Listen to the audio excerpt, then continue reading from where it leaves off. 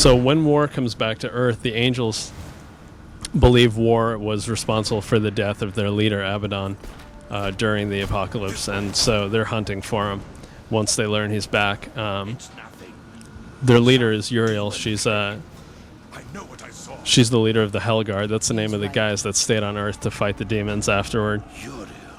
And she's in the story here and there, both as a friend and foe to War at various points. Beneath the stench of this place. And it's pretty cool and unusual to be killing angels and tearing them apart in a game. I can't recall the last time I've ever had a chance to do that. And here War is about to just jack one of their winged scouts. And there's a bit of a flight sequence here where, we really wanted to show the devastation that has happened across the Earth. And obviously, that's a lot of real estate to cover on foot. But in this flight sequence, you actually get like an aerial view of a lot of the destruction, both above and below ground. It's a nice change of pace too from just a lot of the combat sequences. We always try and mix it up so that you don't really know what you're going to get around the next corner. There's a lot of surprises worked in.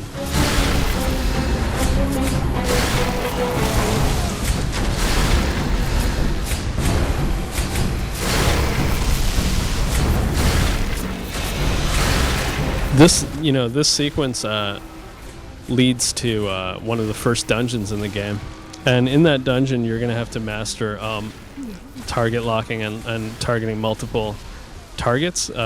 One of the items you get, called the crossblade, uses that mechanic, so this is sort of like giving you an early training on that mechanic, so that once you get to the church you've already had a little bit of experience with it.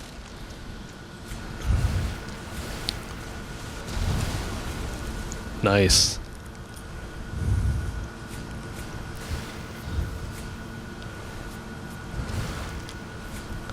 The angels in our story are pretty technologically advanced. They're not like the naked cherub featherwing guys. They have advanced technology, badass power armor, super advanced guns and weapons, and War does get a chance to wield some of these throughout the game as well. There's some demon guns as well. So here the boss of the first dungeon just came out to greet you as you approach. And, we try not to follow the typical formula where you battle through the whole dungeon and then there's a boss reveal. Sometimes they come out and attack you, Sometimes you'll catch glimpses of them throughout the dungeon. Guess she wasn't up for having visitors today. And so, the dungeons are definitely more puzzle-oriented. There's a lot of exploration that you'll have to do in there. And so there's, really that mix of more open hub areas with the more focused dungeon areas. And so we'll run through here and... Over here! There's the Watcher being helpful.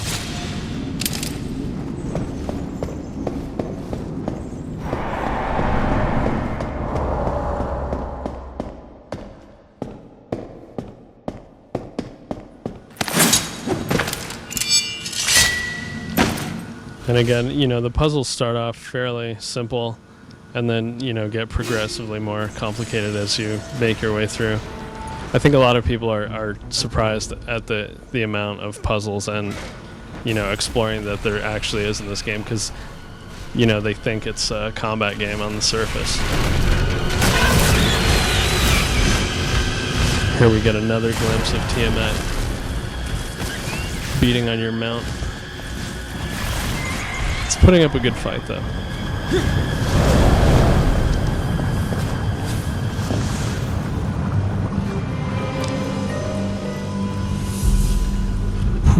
How can I get that thing down from up there?